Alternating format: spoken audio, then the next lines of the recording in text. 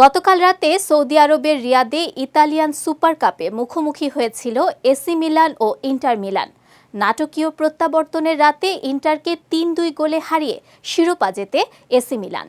দারুণ এক ম্যাচে প্রথম হাফের বাড়ানো সময়ে লাউতারো মার্টিনেজের গোলে এগিয়ে যায় ইন্টার। এরপর বিরতি থেকে ফিরেই ইন্টারের হয়ে গোল করেন তারেমি। তবে এরপরেই ঘুরে দাঁড়ায় এসি মিলান। ৫২ মিনিটে ফ্রি কিক থেকে গোল করেন থিও হার্নান্দেজ। তখনও কেউ ভাবতে পারেনি এ অবস্থা থেকে ঘুরে দাঁড়াতে পারবে মিলান। তবে তাই হয়েছে। ৮০ মিনিটে ম্যাচের সমতায় ফেরে মিলান। ডি বক্সের ভেতরে থিও হার্নান্দেজের পাস থেকে গোল করেন ক্রিশ্চিয়ান পুলিসিচ। এরপর ম্যাচের ৫ মিনিট যোগ করার সময় তৃতীয় মিনিটে দুই বদলি খেলোয়াড়ের নৈপুণ্যে উল্লাসে মেতে ওঠে এসি মিলান।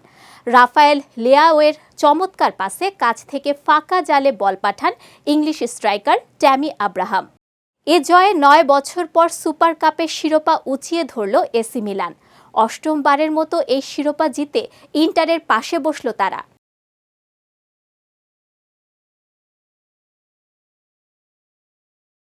অন্যদিকে ৯ বার সুপার কাপ জিতে সবার উপরে আছে জুভেন্টাস।